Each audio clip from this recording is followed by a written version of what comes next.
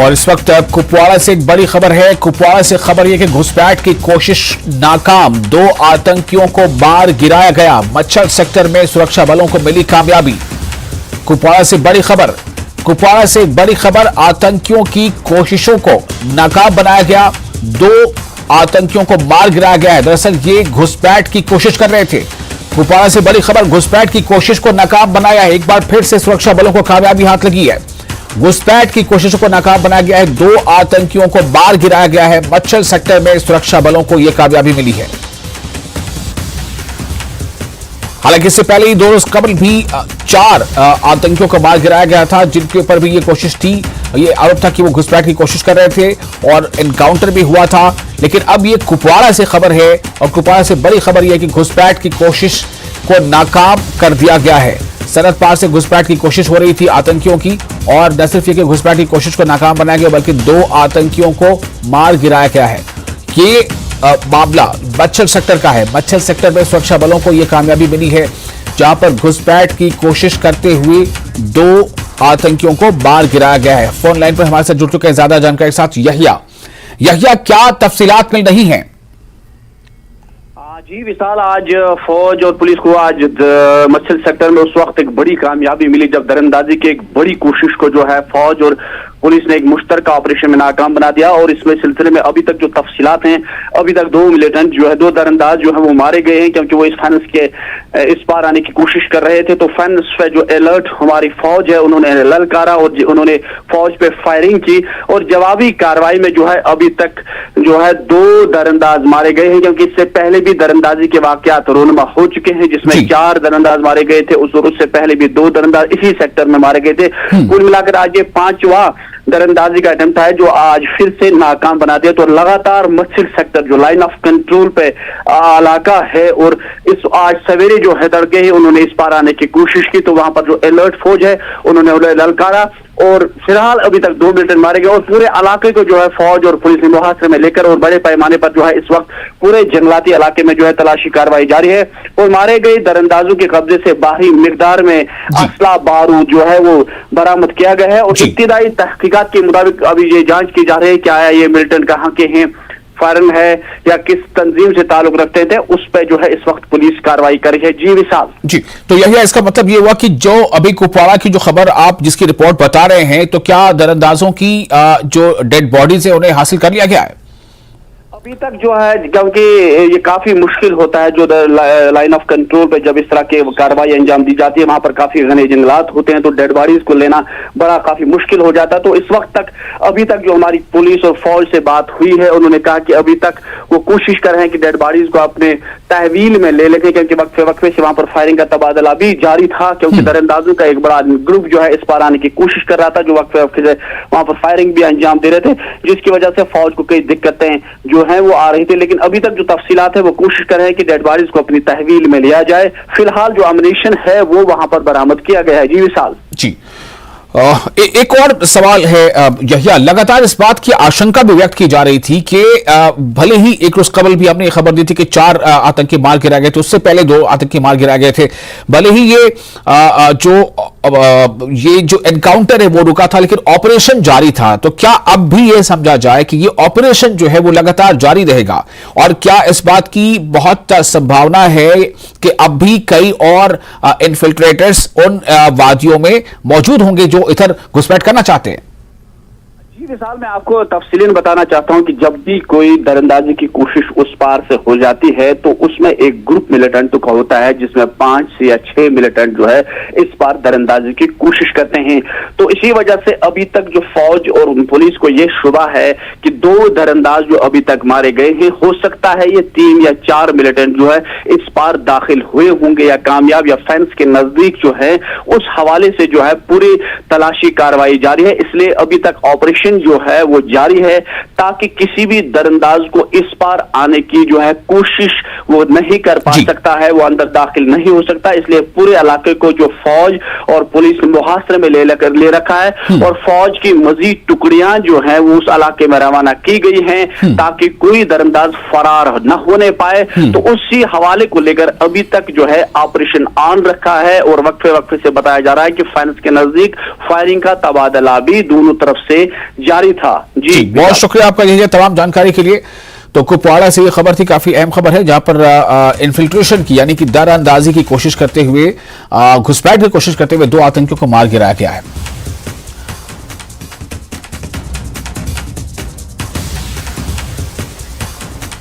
और अब ये एक और अहम खबर अनंतनाग से खबर आ रही है। अनंतनाग से खबर यह है कि आतंकियों ने फायरिंग की है और अब इस फायरिंग में 2 गैर स्थानीय, जो गैर मकामी है, जो जम्मू कश्मीर के नहीं है, 2 गैर स्थानीय लोगों को गोली मारी गई है। और ये फायरिंग की जो घटना है, ये लाल चौक इलाके में ये घटना हुई है फायरिंग। और इस फायरिंग में जो 2 लोग जख्मी हुए, जिन्हें गोलियां लगी, उन्हें अस्पताल में दाखिल कराया गया है। घायलों के नाम सौरभ और अक्षय बताए गए हैं। दोनों का ताल्लुक महाराष्ट्र से बताया जा रहा है।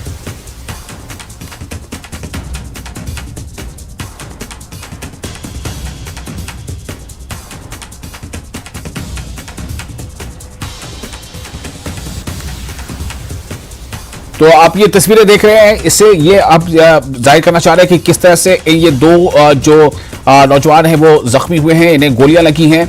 हालांकि इनका इलाज अस्पताल में चल रहा है, लेकिन अभी तक ऐसी कोई सूचना नहीं है कि इनकी हालत जो है कोई बहुत स्थिर ही बताई जा रही है हालत अभी फिलहाल की जो रिपोर्ट के मुताबिक।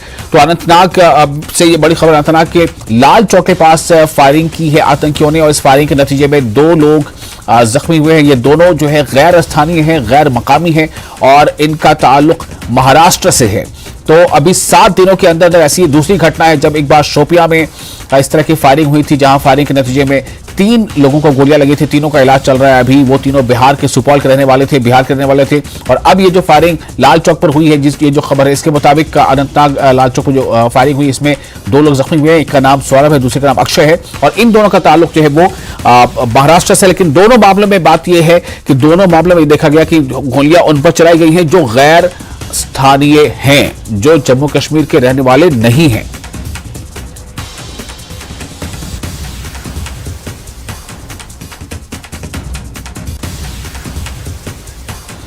मुदस्सिर हमारे से जुड़ चुके हैं ज्यादा जानकारी के लिए। मुदस्सिर, क्या कुछ जानकारी मिल पा रही है? घायलों की स्थिति कैसी है ये भी बताइए, और साथ ही साथ जहां पर फायरिंग हुई थी उस एरिया को आपने पहले दिखाया था कि कॉर्डन ऑफ कर दिया गया है, तलाशी मुहिम जारी है।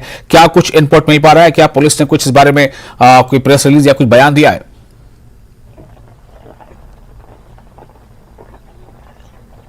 बिल्कुल विशाल, मैं आपको बता दूं कि सबसे पहले जो जख्मी है वो अभी भी गवर्नमेंट मेडिकल कॉलेज अनंतनाग में ज़ाहिर इलाज है और उनकी जो हालत है वो मुस्तकम बताई जा रही है, क्योंकि एक को जो है बाजू में गोली लगी है और दूसरा जो शख्स है, जो गैर मकामी शख्स है, और दोनों का ताल्लुक महाराष्ट्र से बताया जा रहा है।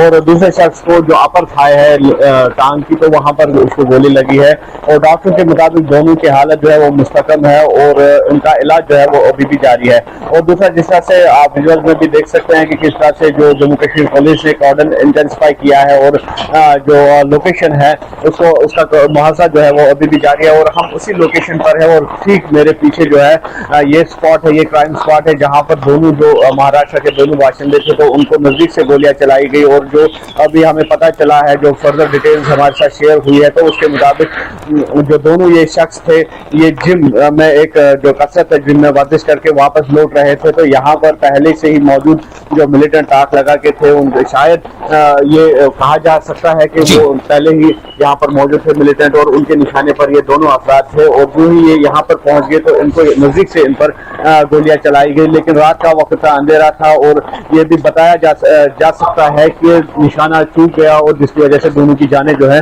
वो बच गई। और यहाँ पर जो है पुलिस के आला ओहदेदार, सीआरपीएफ के आला ओहदेदार यहाँ पर आए, एडिशनल एसपी आ गया, डीएसपी हेडक्वार्टर्स यहाँ पर आ गए, और दूसरा जो एसएचओ कंसर्न है वो लगातार इसी जाए वारदात पर मौजूद है। और इसके अलावा जो बम डिस्पोजल स्क्वाड है वो भी यहाँ पर पहुंच गया है और यहाँ पर पूछताछ जो है वो अभी भी जारी है। और जो आसपास के दुकानदार हैं उनसे भी लगातार पूछताछ जो है वो की जा रही है। और ये भी बताया जा रहा है कि सीसीटीवी फुटेज जो है हमले का वो पुलिस ने अपनी तहवील में लिया है, उसको बरामद कर दिया गया है सीसीटीवी फुटेज को। और ये सोर्सेज की अगर माने तो ये सुराग हासिल हुआ है, ये लीड एक मिली है पुलिस को कि इस हमले में जो अफराद जो मिलिटेंट मुलव्वस है उनकी पहचान जो है वो की गई है, लेकिन अभी तक जो है डिस्क्लोज कुछ भी नहीं किया गया है पुलिस की जानिब से। और ये कहा जा रहा है कि अगर डिस्क्लोज किया जाएगा हो सकता है कि जो इन्वेस्टिगेशन है उसमें रुकावट आ जाएगी, वो इन्वेस्टिगेशन जो है उसमें वो हैम्पर हो जाएगी, और इस वजह से पुलिस जो है अभी भी कुछ डिस्क्लोज नहीं कर रही है। लेकिन ये बात साफ है कि जो सीसीटीवी फुटेज है वो पुलिस के हाथ लग गया है और मजीद जो इसमें कार्रवाई है वो जारी है। और इस एरिया की अगर हम बात करेंगे, यहाँ पर जो है लगातार सिक्योरिटी फोर्सेस की टीमें जो है गश्त कर रही है, और जिस तरह से हमने बताया कि BDS यानी कि बॉम्ब डिस्पोजल स्क्वाड जो है वो लगातार यहाँ पर मुआयना कर रहा है जगह का, और ये पता लगाया जा रहा है कि मिलिटेंट जो थे वो किस रास्ते से आए और किस रास्ते से फरार हो गए हैं, और इसका भी जो है पता लगाया जा रहा है। और इसके अलावा जो आसपास के इलाके हैं, जो आसपास के नाके हैं, जो आसपास के पॉइंट्स हैं, जो एंट्री और एग्जिट पॉइंट्स है, वहां पर नाके कायम किए गए हैं, और ये जो खुसूसी नाके वहां पर कायम किए गए हैं। और ये जो सर्च ऑपरेशन है हम कह सकते हैं कि उसमें मजीद शिद्दत लाई गई है, मजीद उसको इंटेंसिफाई किया गया है, मजीद उसको बढ़ा दिया गया है। और तस्वीर में आप साफ तौर पर देख सकते हैं कि ये वो स्पॉट है, और यहाँ पर BDS की जो एहलकार है यहाँ पर मौजूद है, और यहाँ पर बाज़ाब्ता तौर पर इस जगह का मुआयना जो है वो चल रहा है, और ये कोशिश की जा रही है कि जितने भी लीड्स है वो हासिल की जाए इस हमले के ताल्लुक से। और क्योंकि जिस तरह हमने पहले भी बताया कि जो टारगेट किलिंग्स का जो सिलसिला यहाँ पर कहीं न कहीं थम गया था साउथ कश्मीर में, तो उसको फिर एक बार जो है रिवाइव करने की कोशिश की गई। जिस तरह से हमने बताया कि पिछले ही महीने इसी अनंतनाग में इसी एरिया में दीपक शर्मा जो नामी मजदूर था उधमपुर का, तो उसका भी कत्ल किया गया था। जी बाद जो है ये सेकंड मुदस्सिर, शुक्रिया आपका इस जानकारी के लिए। काफी तफसील से आपने बताया है वहां के इस वक्त की सिचुएशन क्या है और किस तरह से इस मामले को बहुत ही संजीदगी के साथ इसकी छानबीन की जा रही है। और इसी के साथ फिलहाल यहां पर हम रुकेंगे छोटे से ब्रेक के लिए। ब्रेक के बाद खबरों का सिलसिला जारी रहेगा।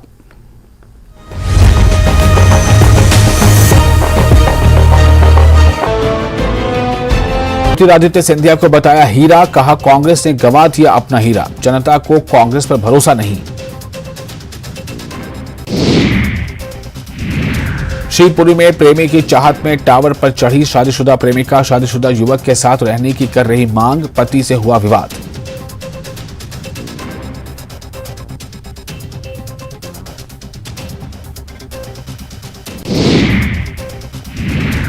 आज से छत्तीसगढ़ विधानसभा का मानसून सत्र, अनुपूरक बजट सहित कुछ संशोधन विधेयक होंगे पेश। सत्र के हंगामेदार होने के पूरे आसार, पहले दिन दी जाएगी दिवंगतों को श्रद्धांजलि। भूपेश सरकार के खिलाफ अविश्वास प्रस्ताव लाएगी बीजेपी, आज 12 बजे विधायक दल की बैठक, सरकार को घेरने की बनेगी रणनीति। IIT भिलाई का भवन बनकर तैयार, निर्माण एजेंसी ने प्रबंधन को किया हैंडओवर, पीएम मोदी जल्द करेंगे लोकार्पण, 7 अगस्त को आ सकते भिलाई।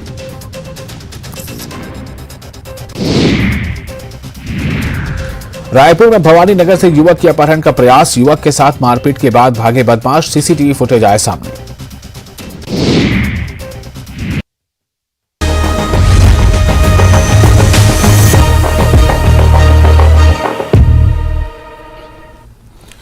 ब्रेक के बाद एक बार फिर आपका स्वागत है न्यूज 18 जी पर। आप देख रहे हैं ब्रेकिंग एट 10। शिमला से इस वक्त एक अहम खबर है। यहां माल रोड पर एक रेस्टोरेंट में आग लग गई है। बताया जा रहा है कि किचन में गैस लीक होने के बाद सिलेंडर फटने से आग के साथ धमाका भी हो गया। इस आग हादसे में एक शख्स की मौत भी हो गई है, जबकि 14 लोग घायल बताए जा रहे हैं। पुलिस ने आगे की जांच शुरू कर दी है। जी हां, शिमला से इस वक्त एक बड़ी खबर है। हिमाचल प्रदेश के शिमला में एक रेस्टोरेंट में धमाका हुआ है। यहां माल रोड पर एक रेस्टोरेंट में आग लग गई। बताया जा रहा है कि किचन में गैस लीक होने के बाद सिलेंडर फटा, धमाके से फटा और आग के साथ जो है आग तेजी से फैल गई। इस आग हादसे में एक शख्स की फिलहाल मौत बताई जा रही है कि एक शख्स जो है उसकी मौत हो गई है, जबकि इस धमाके के साथ आग लगने के इस मामले में 14 लोग घायल बताए जा रहे हैं। पुलिस ने आगे की जांच शुरू कर दी है। मालूम हुआ तो हम यहाँ स्पॉट पे आए और एक सिलेंडर का बर्स्ट हुआ है, जो अभी तक की इंक्वायरी में हमें मालूम हो रहा है। फिलहाल वो इंक्वायरी तो चलेगी, लेकिन अभी यहाँ से जो रेस्क्यू करना है, मैं I am thankful to the local police and खासकर SP साहब। वो कुदरती यहीं अपने रिपोर्टिंग रूम में थे और रिपोर्टिंग रूम के सामने ये हादसा हुआ है और पुलिस की गाड़ियों में इमीडिएटली यहाँ से जो कैजुअलिटीज़ या मतलब जो हर्ट हुए थे, जिनके ऊपर जिनको इसका प्रभाव पड़ा, उनको इमीडिएटली हॉस्पिटल पहुँचाया गया। और इस वक्त क्या ताजा स्थिति है, कि क्या जानकारी मिल पा रही है, घायलों की स्थिति कैसी है? तमाम सवालों का जवाब के लिए हमारे साथ जुड़ चुके हैं रणवीर। रणवीर, क्या है डिटेल्स इस वक्त?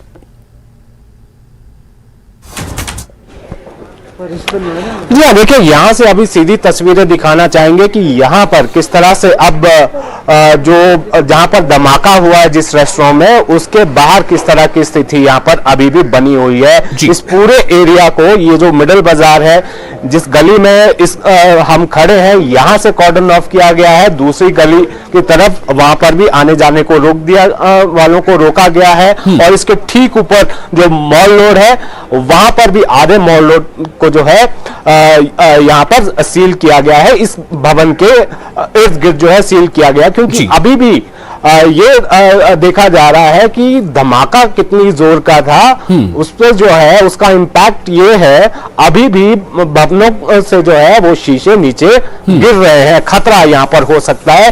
कई इस भवन के साथ कुछ भवन है जिनमें भी दरारें बताई जा रही हैं। देखिए, पुलिस की तरफ से जो जानकारी निकल कर आई है, जो प्रारंभिक जांच हुई है, ये शाम करीब 7 साढ़े 7 बजे की घटना थी।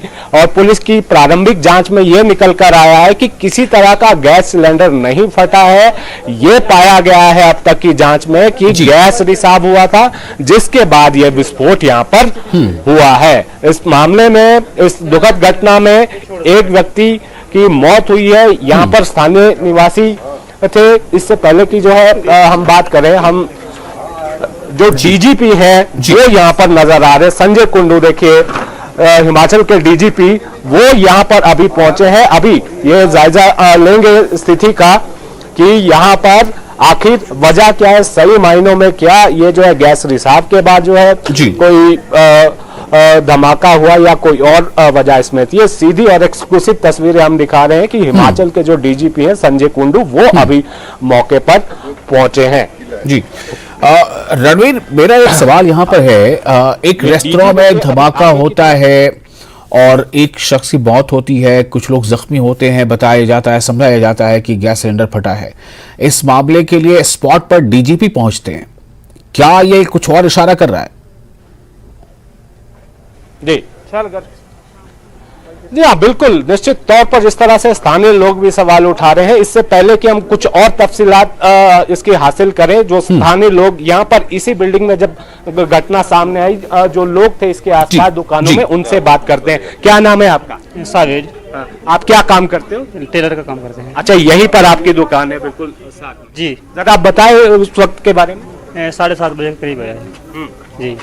हम तो अंदर बैठे काम कर रहे थे, जब धमाका लगा तो हम तो बाहर निकल आए, बस इतने आए थे। अपने बंदे जा रहे थे, इनकी चोट भी लगी है वो काफी। तो आपको बिल्कुल आइडिया नहीं हुआ कि ये जो है किस वजह से, कोई आपको क्या लगा, सिलेंडर फटा, क्या हुआ? अभी कुछ पता नहीं जी, क्या फटा कोई पता नहीं। और ये बताया गया जिनकी डेथ हुई है, सूद साहब हमने बताया, जिनका यहाँ पर अपना रेस्टोरेंट है जी। हाँ, ये मंदिर में मत्था टेकारते, तो इसलिए ऊपर से मलबा गिरा है तो उनकी डेथ हो गई। अच्छा जी। आप भी इस वक्त यहीं थे? नहीं सर, मैं थोड़ा लेट आया था कल, तो मैंने खुद देखा यहाँ पे 3 बजे तो 3 जो इंजर्ड पड़े थे यहाँ से, उनको तो हमने रेफर करवाया। फिर पुलिस वाले और फायर ब्रिगेड वालों ने बहुत सपोर्ट किया था। फिर ये जो ज्वेलर्स की दुकान है, इनके तो सारे शीशे वगैरह टूट गए थे, तो इनका जितना भी ज्वेलरी का सामान था, जितना एडजस्ट हुआ, सबने अपना अपना रिकवर करके अपने दूसरी जगह शिफ्ट किया हुआ है। मतलब घरों के साथ साथ दुकानों को, दुकानें बहुत ब्लास्ट हुआ, बड़ा तगड़ा ब्लास्ट हुआ सर।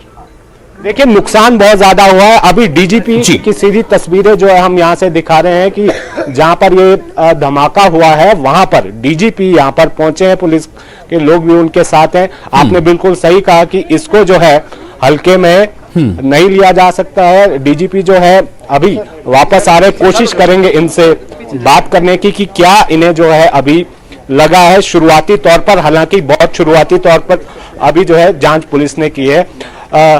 डीजी साहब, क्या अभी तक जो है जानकारी आपके पास आई है, क्या लग रहा है सर? देखिए, ऐसा है कि इंसिडेंट आप देख ही रहे हैं, और ये मिडिल बाजार में ब्लास्ट हुआ था, जिसके रिपरकशंस ऊपर तक गए थे और साइड में भी गए। इसमें एक मौत भी हुई है, काफ़ी लोग इंजर हुए हैं। आप देखें कि पुलिस ने पेरीमीटर लगा के स्पॉट को सिक्योर किया है, और फॉरेंसिक टीम भी कल आई, वो एविडेंस ले गई है, और हम जांच कर रहे हैं। केस रजिस्टर हो गया है, मामला दर्ज हो गया, इसकी जांच कर रहे हैं हम। साथ ही साथ जो प्रिलिमिनरी जो एविडेंस आया बेसिकली गैस लीकेज और एक्सप्लोजन का है, लेकिन हम अभी तक सारी चीज़ रूल आउट नहीं कर रहे, इसमें थरो इन्वेस्टिगेशन करेंगे। और मैं बिकॉज ये इतना सीरियस है क्योंकि ये टूरिस्ट प्लेस है और यहाँ किसी टाइम भी हज़ारों लोग रहते हैं, तो मैं एसपी शिमला को बोलूँगा इसमें एक SIT बनाए जिसमें थोड़ा सा फॉरेंसिक एक्सपर्ट भी हो, ताकि इसमें हम तय तक पहुँच सकें।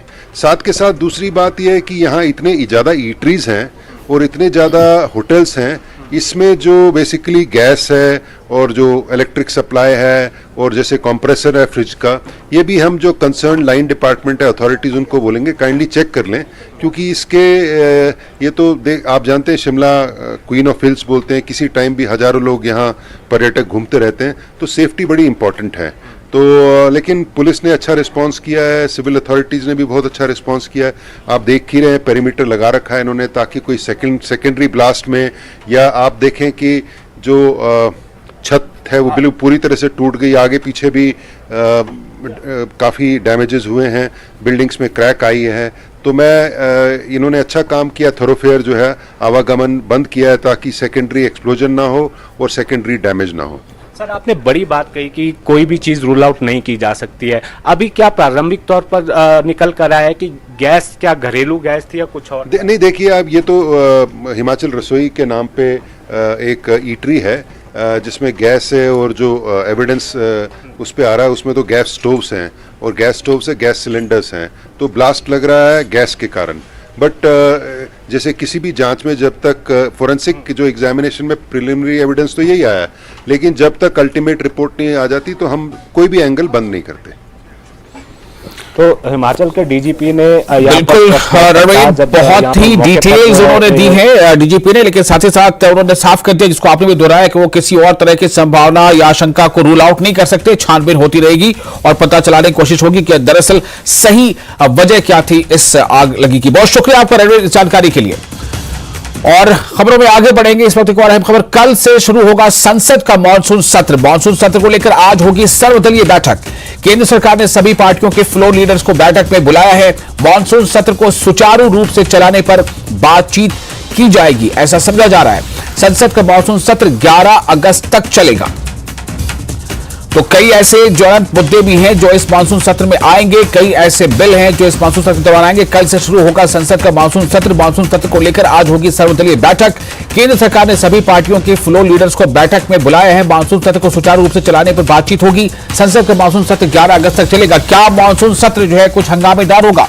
क्योंकि जिस तरह से सत्र के पहले ही दो तरह के अलग अलग जो अभी एक पॉलिटिकल अलायंस जो सामने नजर आ रहे हैं, क्या इसका असर संसद में भी नजर आएगा? विनीत हमारे साथ जुड़ चुके ज्यादा जानकारी के साथ। विनीत, क्या है इस संसद में, क्या कुछ हो सकता है, कौन से मुद्दे हैं जो गरमा सकते हैं संसद के सत्र को, और ये सर्वदलीय बैठक जो बुलाई गई है इसका क्या असर होने वाला है?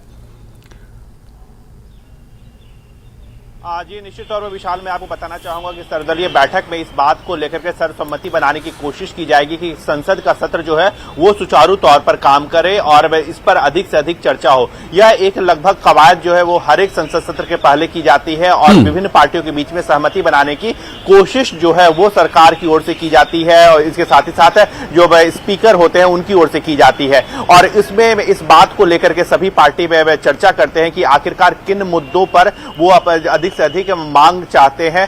एक और बड़ी बात मैं आपको बताना चाहूंगा कि जिस तरह से संसद का जो सत्र के पहले सर्वदलीय बैठक बुलाई गई है उसमें इस बात को लेकर के सहमति बनाने की कोशिश की गई है कि अधिक से अधिक सत्र में जो है वो सुचारू तौर पर काम करे, क्योंकि जो इस संसद का जो मानसून सत्र है उसमें लगभग 17 बैठक जो है वो होंगी और उसमें सरकार को लगभग 30 से अधिक बिल जो है वो पास करवाने हैं, उस पर चर्चा करनी है। तो सरकार चाहेगी कि वो अपने बिल को पास करवा ले, वहीं पर विपक्षी पार्टियां जो है वो अपने कई मुद्दों को लेकर के यहाँ पर चर्चा की मांग करेगी। जैसा कि हम लगातार अपने दर्शकों को बता रहे हैं कि संसद के मानसून सत्र के पहले दोनों ही पार्टियों ने एनडीए के बारे में बात करें तो उन्होंने एक बड़ी बैठक जो है वो दिल्ली में की। उसके साथ ही साथ विपक्षी पार्टियों के कई विपक्षी पार्टियों ने बेंगलुरु में एक बड़ी बैठक की। तो इसके बाद यह देखने में हो सकता है कि संसद का सत्र जो है वो हंगामेदार हो, क्योंकि विभिन्न पार्टियां, विपक्षी पार्टियां भी जिस तरह से मणिपुर के मुद्दे पर सरकार को घेरने की कोशिश में करेगी, महंगाई के मुद्दे पर सरकार को घेरने की कोशिश करेगी,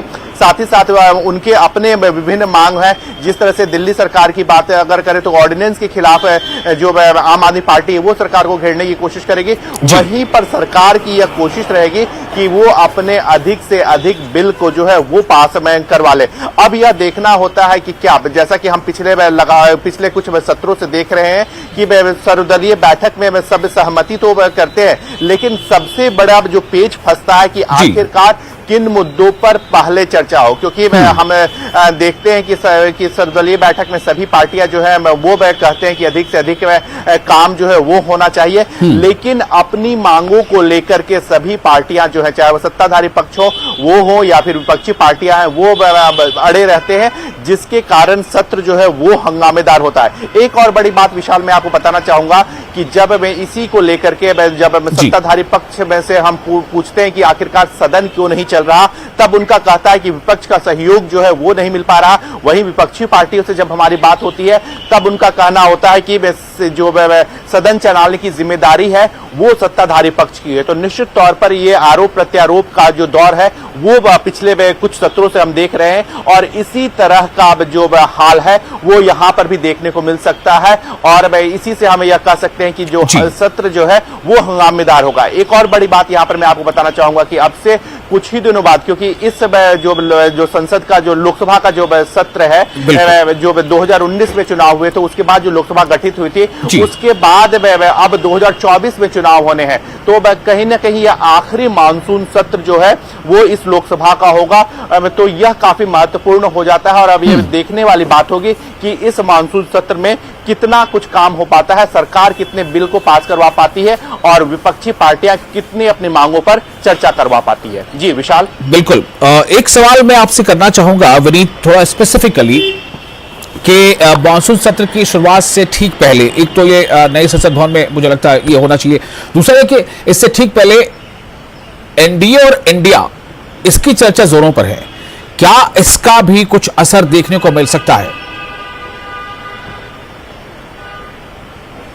विशाल, एक और बात मैं यहाँ पे बताना चाहूंगा कि संसद का नया भवन जो है वो बन करके तैयार हो गया है, लेकिन अभी भी जब हमारी बात हुई थी तो हमें बताया गया था कि शिफ्टिंग का काम, क्योंकि ऑफिस बन के तैयार हो गया है, संसद के जो कक्ष है वो बन के तैयार हो गए, सदन बन के तैयार हो गए, लेकिन शिफ्टिंग का काम जो है वो पूरा नहीं हो पाया है। तो इसकी संभावना कम है कि जो मानसून सत्र है उसकी शुरुआत जो है वो कल जब होगी तो नए संसद भवन से होगी, बल्कि जो हमारी बात हुई है उसके अनुसार जब मिड सेशन होगा उस वक्त कभी भी संसद का जो सत्र है वो नए बिल्डिंग में चला जाएगा। अभी हालांकि नए सत्र में जो पुरानी बिल्डिंग है उसी में संसद का सत्र चलेगा। एक और बड़ी बात मैं यहां पर बताना चाहूंगा कि जैसा कि हम बात कर रहे थे कि एनडीए को लेकर के बात चल रही है, इंडिया को लेकर के बात चल रही है, क्योंकि विपक्षी पार्टियों ने जो अपना गठबंधन बनाया है उसको वो इंडिया बता रही है, तो इसको लेकर के भी निश्चित तौर पर संसद के मानसून सत्र में चर्चा होगी। जो दोनों गठबंधन है वो अपना शक्ति प्रदर्शन करेंगे।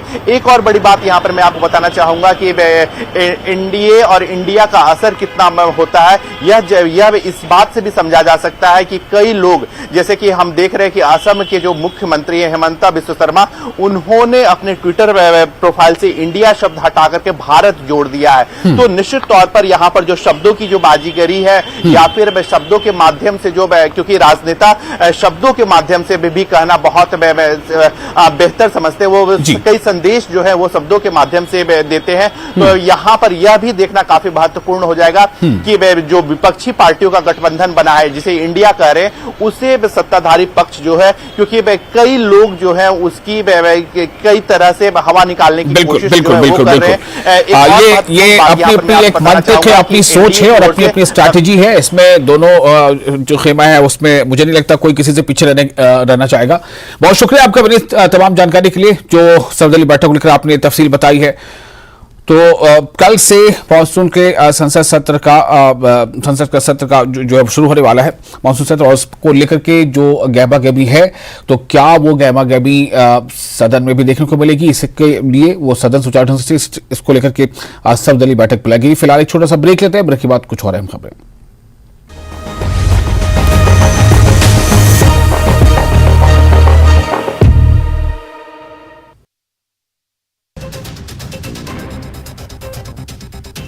कोंडागांव में सड़क हादसे में 2 लोगों की मौत, 5 लोग गंभीर रूप से घायल। जगदलपुर में बस और पिकअप में टक्कर, कई लोग घायल।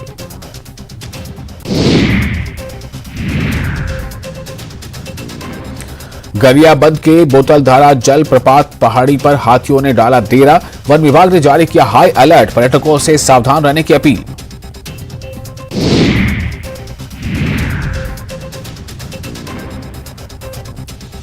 कुनो में चीतों की मौत के बाद एक्शन, वन सेवा के अधिकारियों के तबादले, हटाए गए wild life PCF JS Chauhan.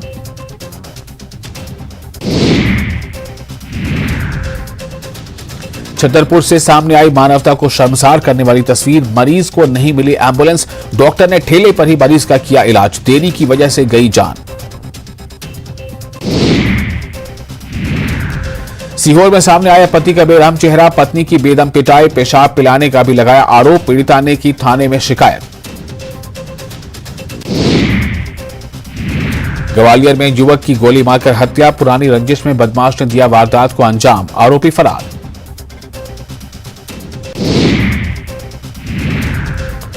Morena में होटल में खाना खाने को लेकर विवाद, फायरिंग में गोली लगने से युवक घायल, जिला अस्पताल में कराया गया भर्ती, जांच में जुटी पुलिस।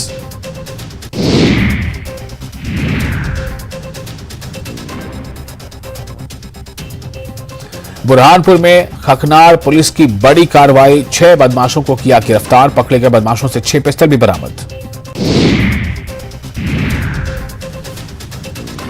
आज भोपाल में शिवराज कैबिनेट की बैठक, कई प्रस्तावों पर लगेगी मोहर, सरकारी कर्मचारियों को महंगाई भत्ते की दर में 1 जनवरी 2023 से वृद्धि का आ सकता है प्रस्ताव।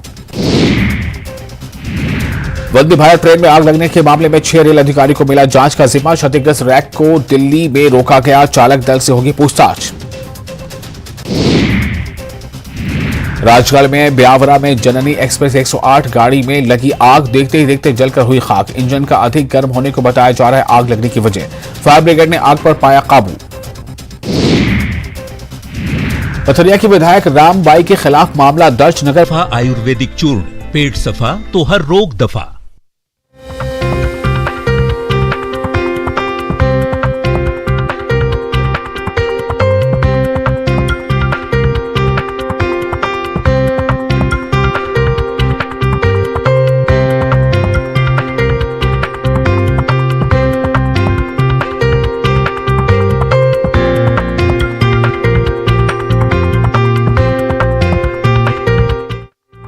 हेडलाइंस प्रेजेंटेड बाय पेट सफा आयुर्वेदिक चूर्ण, पेट सफा तो हर रोग दफा।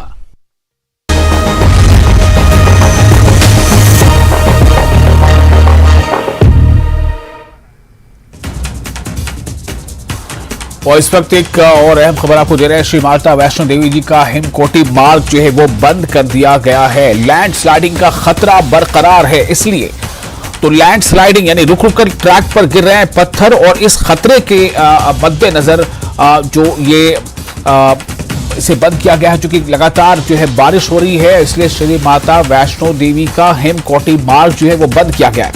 लगातार बारिश हो रही है, बारिश की वजह से लैंड स्लाइडिंग हो रही है, और अभी जो खबर आ रही है उसके मुताबिक रुक रुक कर ट्रैक पर पत्थर गिर रहे हैं। तो कटरा में कल शाम से हो रही मूसलाधार बारिश, जम्मू कश्मीर के कटरा में कल शाम से लगातार बारिश हो रही है, और इस वजह से श्री माता वैष्णो देवी का जो हिमकोटी मार्ग है वो बंद कर दिया गया, लैंड स्लाइडिंग का खतरा बरकरार है, रुक रुक कर ट्रैक पर पत्थर गिर रहे हैं, तो इस वजह से जो है ये मार्ग को बंद करना पड़ा है। चूंकि मौसम बदला हुआ है, बारिश हो रही है, बारिश अगर थमती भी है, लेकिन लैंड स्लाइडिंग का खतरा बना हुआ है, और लैंड स्लाइडिंग की वजह कर जो है कोई बड़ा खतरा, कोई बड़ा हादसा भी हो सकता है।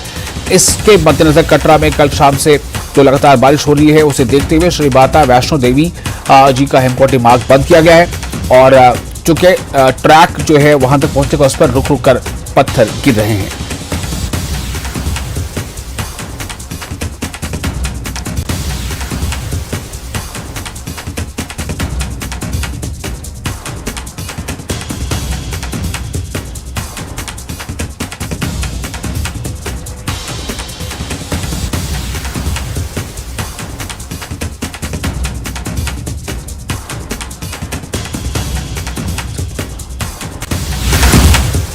और इस वक्त एक खबर कठुआ से बड़ी खबर आ रही है। कठुआ से खबर ये है कि तरना नाले पर बना पुल एक तरफ को झुक गया है। उसके अलावा भी जो मौसम की तब्दीली ने कई बड़ी खबरें इस वक्त लाई हैं। इस वक्त देखिए एक और अहम खबर आपको हम दे रहे हैं। खबर के मुताबिक यहां पर कठुआ से बड़ी खबर है, बनी इलाके में भारी बारिश हो रही है। हालांकि कठुआ से एक और खबर हमने पहले भी दी थी। तो कठुआ के बनी इलाके में, बनी नाम का एक एरिया है, एक क्षेत्र है, वहां पर एक भारी बारिश की वजह से 6 कच्चे मकान गिर गए हैं, 4 लोगों की मौत हो गई है और 3 लोग लापता बताए जा रहे हैं। बचाव कार्य जारी है। इस वक्त एक बड़ी खबर, 4 लोगों की मौत हो गई है। यानी बारिश यहां भी एक कारण बन रहा है। कहीं बारिश की वजह कर सड़क मार्ग अवरुद्ध है, लैंडस्लाइडिंग का खतरा है, तो कहीं बारिश की वजह कर मकान बह जा रहे हैं। बारिश की वजह कर कठुआ के बनी इलाके में 6 कच्चे मकान गिर गए और इसके वजह कर 4 लोगों की मौत हो गई। यानी 6 कच्चे मकान भी गिरे हैं, 4 लोगों की मौत हो गई और 3 लोग लापता बताए जा रहे हैं। तो क्या ये 3 लोग जो है वो वही आसपास हैं, मलबे में दब गए या कहीं पानी के बहाव में चले गए, ये अभी क्लियर नहीं है। 3 लोग अभी लापता बताए जा रहे हैं, लेकिन रेस्क्यू ऑपरेशन जारी है। ये खबर आपको दे रहे हैं कठुआ से। कठुआ के बनी इलाके में, बनी नाम का एरिया है, वहां पर ये हुआ है कि बारिश से लगातार जो नुकसान देखने को मिल रहा है और बारिश के नतीजे में 6 कच्चे मकान गिर गए हैं और 4 लोगों की मौत हो गई है।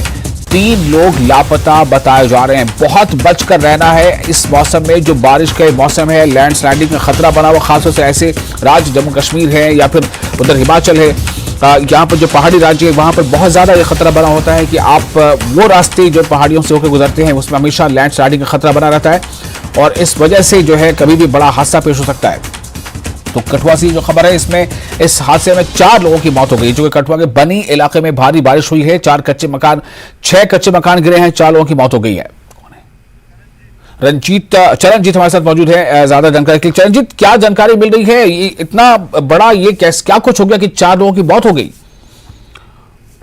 जी बिल्कुल विशाल, मैं बताना चाहूंगा जिस तरह से पहाड़ी इलाकों में भी लगातार बारिश जो है वो अपना कहर बरपा रही है, जिससे अगर मैदानी इलाकों की बात करें तो यहाँ पर नदी नाले जो उफान पर हैं, वहीं पहाड़ी इलाकों की बात करें तो बनी क्षेत्र में यहाँ पर ये एक मामला सामने आ रहा है। यहाँ पर जो कच्चे मकान है वो गिर रहे हैं, जिनकी चपेट में आने से 4 लोगों की मौत हो गई है और कुछ लोग अभी जो है वो मिसिंग बताए जा रहे हैं। हालांकि रेस्क्यू वहां पर किया जा रहा है और कुछ रास्तों की अगर बात करूं तो बनी बसोली जो भद्रवा रास्ता है वो भी बंद हो गया है और कई और रास्ते हैं यहाँ पर जो है वो संकलन हुआ है, जिसके कारण आवाजाही है वो बंद हो गई है। जी विशाल जी, तो ये जो 4 लोगों की मौत हुई है, क्या जो कच्चे मकान थे उनके गिरने से उनके मलबे में धाव में भी कुछ लोग बह गए?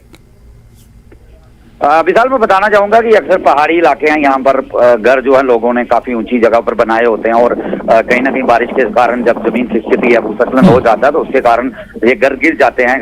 अधिकतर उन इलाकों में जो है कच्चे घर हैं, टीन के शेड जो लोगों ने बनाए होते हैं, तो भूस्खलन के कारण, जमीन खिसकने के कारण ये जो है घर टूट गए, जिसके मलबे के नीचे आने से लोगों की मौत हो गई है। जी, तो इस वक्त राहत और बचाव ऑपरेशन क्या पूरा हो चुका है या अभी जारी है? चूंकि ये भी खबर थी कि 3-4 लोग लापता हैं।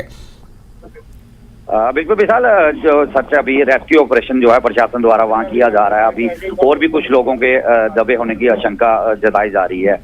जी ठीक है, एक और सवाल आपसे मैं करना चाहूंगा कि इस इलाके में जहां पर ये कच्चे मकान गिरे हैं, बारिश यहां कितनी देर से हो रही है और क्या बारिश ही एक बड़ी वजह है इस हादसे की? बिल्कुल विशाल, जिस तरह अक्सर इस तरह का होता रहा है कि पहाड़ी इलाकों में घर लोगों ने, जिस तरह मैंने पहले बताया कि ऊंची जगहों पर बनाए होते हैं, पहाड़ी की जो क्षेत्र में बनाए होते हैं, तो कहीं ना कहीं बारिश जो लगातार होती आ रही है उसके कारण जमीन जो है धंसती जाती है, पहाड़ी से जो है वहां से भूस्खलन हो जाता है, जिसके कारण जो है वो दरारें पड़ जाती हैं वहां पर। तो मिट्टी खिसकने के बाद जो है घर कई बार वहां पर जर्जर हो जाते हैं, जिसके कारण इस तरह का वाकया अक्सर पेश वहां पर आते रहते हैं। जी विशाल जी, बहुत शुक्रिया आपका चरणजीत तमाम जानकारी के लिए। तो कठुआ से बड़ी खबर थी और ये बताया जा रहा है कि अभी वहां पर राहत कार्य जो है वो जारी है। कठुआ के बनी इलाके में 6 कच्चे मकान गिर गए, जिसके नतीजे में 4 लोगों की मौत हो गई है। 3 लोग अब भी लापता बताए जा रहे हैं। ये भी बताया जा रहा है कि उस जगह पर राहत और बचाव का काम जारी है।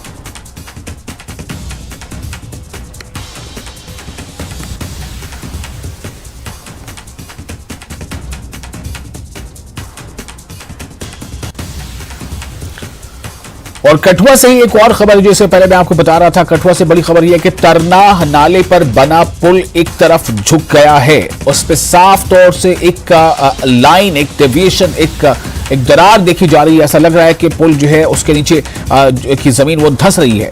तो कठुआ से ये खबर है, कठुआ के तरनाह नाले पर बना पुल एक तरफ झुकता चला जा रहा है। बाढ़ की वजह से एक तरफ झुका पुल को बंद कर दिया गया है। पुल पर से गाड़ियों का आवागमन बिल्कुल बंद कर दिया गया है।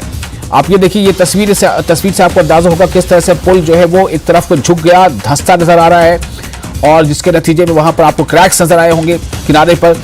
और ये वजह है कि ये बहुत बड़ा एक खतरा हो सकता है। अगर बड़ी गाड़ियां या हैवी गाड़ियां उस पर चलती हैं तो हो सकता है कि जमीन धंसने का जो वाकया है वो सामने आ जाए। तो पुल को बंद कर दिया गया है। चढ़वाल से NH44 यानी नेशनल हाईवे 44 पर, चढ़वाल से नेशनल हाईवे 44 पर आवाजाही बिल्कुल रोक दी गई है। बॉर्डर रोड से ही यातायात की इजाजत दी गई है। तो ये आप देखिए, वहां पर पुलिस का अमला भी तैनात है और जो भी कोई बड़ी गाड़ी वहां से ना गुजरे उसके लिए पूरी मुस्तैदी की जा रही है, कहीं ये बड़ा एक हादसा न बन जाए। और राजौरी से भी एक बड़ी खबर है, जम्मू पुंछ हाईवे ब्लॉक कर दिया गया है। जम्मू पुंछ हाईवे ब्लॉक कर दिया गया है, या यूं कह लें कि ब्लॉक करना पड़ा है। भारी बारिश की वजह से यातायात बाधित है। डलोगरा इलाके में ट्रैफिक जाम है, जो कि बारिश इस कदर हो रही है कि इस हाईवे से गुजरना आगे काफी खतरे का बाइस हो सकता है, क्योंकि लैंडस्लाइडिंग का खतरा लगातार बना हुआ है। तो राजौरी से एक बड़ी खबर है, जम्मू पुंछ हाईवे ब्लॉक है। भारी बारिश की वजह से यातायात बाधित है। गाड़ियां जहां खड़ी थी वही खड़ी हैं। कितने घंटे खड़ी रहना पड़ेगा कुछ कहा नहीं जा सकता। डलोगरा इलाके में ट्रैफिक जाम लगा हुआ है। डलोगरा इलाके में दोनों तरफ सड़क पर गाड़ियों का जाम लगा हुआ है, क्योंकि वजह यह है कि जो हाईवे है वो ब्लॉक है, नेशनल हाईवे NH44। और मनु टेक गंदोह में 2 दिनों में 2 मौतों ने एक सनसनी पैदा कर दी है। संदिग्ध हालत में मिली है 2 लाशें। ये 2 दिनों के अंदर एक ही एरिया में 2 दिनों के अंदर 2 लाशें मिलना, लोग जो है इसको लेकर कई तरह की बातें करने लगे हैं। काफी एक सनसनी सी फैल गई है कि आखिर इन मौतों की वजह क्या है। 2 दिनों के अंदर 2 लोगों का मर जाना और वो डेड बॉडी किसी एक खेतों के आसपास पाया जाना। तो ऐसी ये जो खबर है, इससे लोग काफी वहां पर जो है सस्पेंस में हैं, उन्हें परेशान है कि आखिर ये ऐसा क्यों हो रहा है। संदिग्ध हालत में मिली है लाशें। गांव के पास खेत में मृत पाए गए, मरे हुए पाए गए 2 लोग। PS गंदोह ने इस मामले का संज्ञान लिया है और धारा 174 के तहत जांच भी शुरू कर दी है।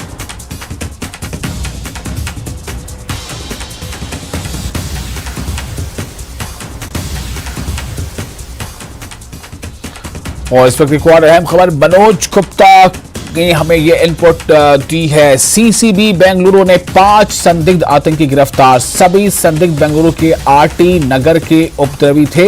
ये आरोपी बेंगलुरु जेल में आतंकियों के संपर्क में आए थे। CCB को संदिग्ध आतंकियों ने बेंगलुरु में विस्फोट की योजना बनाई थी।